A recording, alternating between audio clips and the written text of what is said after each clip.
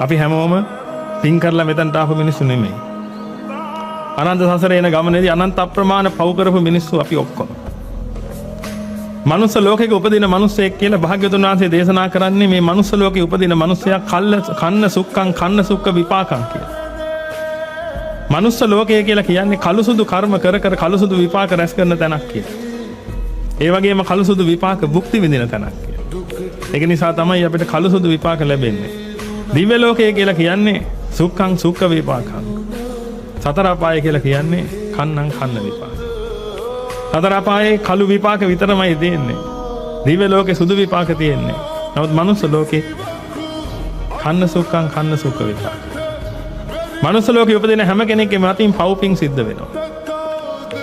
පව්පින් විපාක රැස් කරනවා. ඒ විපාක භුක්ති විඳිනවා. ඒක තමයි කරන්නේ. ලෞතර බුද්ධ රාජ්‍යයටපත් උනේ මුළු සසර පුරාම පින් කරපු කෙනෙක් නෙමෙයි. ඔබ අහලාදී භාග්‍යවතුන් වහන්සේට සුවන වෙන කොන්ද කැක්කුමක් තිබුණා. සුවන වෙන ඔළුව කැක්කුමක් තිබුණා. මල්ලෝපර සටන් කරන කාලෙක මිනිස්සෙගේ කොන්ද කැඩුවා. තමන්ගේ කුඩම්ම තමන්ට වඩා මල්ලිට ආදරේ කියලා මල්ලිව ගලප්පල්ලට තල්ලු කරලා මැරලා දැම්මා. මේ බොහෝම ඈත කාලේ බුද්ධ කාරක ධර්ම පුරන්නත් කලින්. ඒ වගේම ඔබ අහලාදී භාග්‍යවතුන් වහන්සේ බෝධිසත්ව අවදීදී තිරිසන් යෝනියේ ඉපදිලා හිටියා කියලා. විවිධාකාර තිරිසන් යෝනි වල ඉපදිලා හිටියා. මොණරෙක් වෙලා හිටියා කියලා, සිංහෙක් වෙලා හිටියා කියලා, අස්සෙක් වෙලා හිටියා කියලා ආදී වශයෙන්. තිරිසන් යෝනියට යන්නේ පින්වතුනි පව් කළා. ඒක බෝධිසත්වයන් වහන්සේ හෝ වේවා කවුරු වුණත් තිරිසන් යෝනියේ උපදින තිරිසන් යෝනිය කියලා කියන්නේ සතර අපාය. සතර අපායෙන් එකක්. නරකයේ තිරිසන් යෝනිය, പ്രേතනිකාය, අසුරනිකාය කියලා හතරක් තියෙනවා. ඒකට තමයි සතර අපාය කියලා කියන්නේ. පව් කළාම යන්නේ. එහෙනම් පින්වතුනි පාපයක් වුණොත් මේ කොයිතරම් උතුම් මිනිසෙක් වුණත් තමන්ගේ අතින් පාපයක් සිද්ධ වුණා නම් අන්නේ පාපය පරිසම් දුන්නොත් සතර අපා සංඛ්‍යාත වෙන්න පුළුවන්. නියත වශයෙන්ම වෙනවා කියලා එකක් නැහැ. නියත වශයෙන්ම අපාගාමී වෙන්න තියෙන පාප කර්ම 5යි. නැත්නම් 6යි. මේ 6ක් දාන්න. ප්‍රසිද්ධයි පංචානන්තරේ පාප කර්ම කියන එක. නමුත් තවත් එකක් භාග්‍යවතුන් වහන්සේ දේශනා කළා තියෙනවා. භාග්‍යවතුන් වහන්සේගේ ලේසල වීම, රහතන් වහන්සේ මැරීම, සංඝ වේදය, අම්මා මැරීම, තාත්තා මැරීම. ඔය කරුණු 5 ඔබ අහලා ඇති. ඒ වගේම තව එකක් තියෙනවා පින්විතනේ නියත මිත්‍යා දෘෂ්ටිය කියලා. ඔන්න ඔය කරුණු 6ක් සමාදන් වෙලා හෝ කෙරිලා තිබුණා නම් අන්නේ කෙනා නියත වශයෙන්ම අපාගාමී වෙනවා. ඒකයි අහන්න දෙයක් නෑ. ඒ හැරෙන්න පින්විතනේ කොයිතරම් දේවල් මොනතරම් දේවල් ජීවිතේ වෙලා තිබුණත් මෙතනින් ගොඩ යන්න පුළුවන්. ඒක කරන්න තමයි භාග්‍යවතුන් වහන්සේ අපිට මේ මාර්ග ප්‍රතිපදාව දේශනා කරලා තියෙන්නේ. ඔබ හොඳටම දන්නවා පින්විතනේ අඟුලිමාල වගේ පිරිස සිටියා භාග්‍යවතුන් වහන්සේගේ ශාසනය. අවක් වුණා නම් ඒක විපාක එන්න කලින් මෙතනින් ගොඩ යන්න පුළුවන් ක්‍රමයක් භාග්‍යවතුන් වහන්සේ දේශනා කරලා තිනවා. ඇත්තටම පින්වතුනි භාග්‍යවතුන් වහන්සේ මේ සසරට වංචා කරපු කෙනෙක්. මේ ඔබගේ ශාස්ත්‍රඥ වහන්සේ කොයිතරම් බල සම්පන්න කෙනෙක්ද කියලා හිතලා බලන්න. මේ කර්ම ප්‍රවාහයට වංචා කරන්න පුළුවන් මට්ටමක් තිබුච්ච උතුමයි. සසරේ කොච්චර පව් කරගෙන ආවත් අපි සතර අපායෙන් නිදහස් වෙන්න පුළුවන් ක්‍රමය උන්වහන්සේ දේශනා. ඔබ මහා පින් කරපු මිනිස්සෙක්. එකක් හරි පව් වෙලා තියෙනවා නම් මම මේ කතා කරන්නේ. මොන ක්‍රමයකින් හරි අපි මෙතනින් ගොඩ යන්න ඕනේ. යුද මෙතනින් ගොඩ යන්න වැඩපිළිවෙල හදා ගන්න. ඒ වැඩපිළිවෙල හදන්න තියෙන එකම ක්‍රමය තමයි සෝතාපන්න ඵලය. සෝතාපන්න ඵලයටපත් වුණොත් විතරයි පින්වතුනි අපි කරපු පව් වලින් අපිට බේරිලා ඉන්න පුළුවන්. යමෙක් සෝතාපන්න ඵලයටපත් වුණා නම් චතුහ පායේ හිච විප්පමුක්තෝ. සතර අපායෙන් සහ මුලින්ම නිදහස් වූෙක් වෙනවා. පින්වතුනි සතර අපායෙන් නිදහස් වෙන සෝතාපන්න ඵලයටපත් වෙන්න තියෙන සෝතාපන්න ඵලයටපත් වෙනවා කියලා කියන්නේ පින්වතුනි මේ ධහම අවබෝධ කරගන්නවා කියන කාරණාව. මනාකොට භාග්‍යවතුන් වහන්සේ දේශනා කරපු ධහම අවබෝධ කළොත් ඒ කාන්තේම ඔබ සෝතාපන්න ඵලයටපත් වෙන ඔබ සියලු දෙනාට ඒකට පින් තියෙනවා.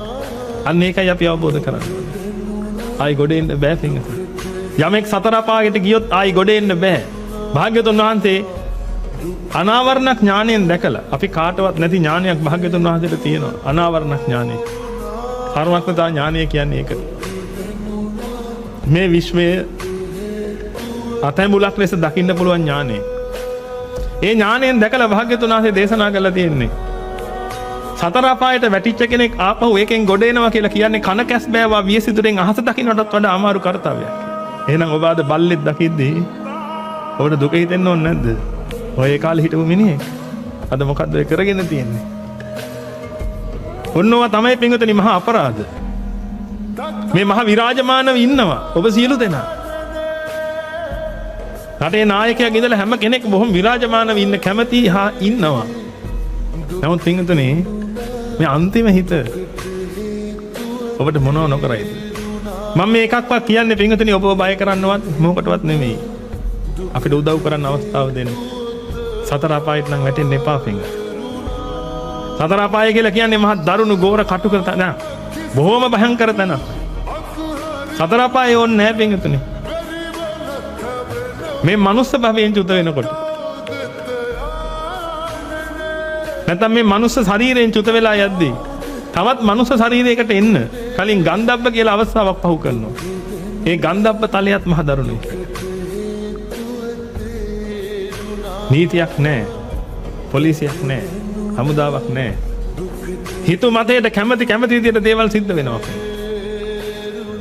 වෛර පිරිමහ ගන්නවා. කෑලි වලට ඉරනවා. මේ දේවල් සමහර විට ඔබ දකින්නේ නැතුව ඇති.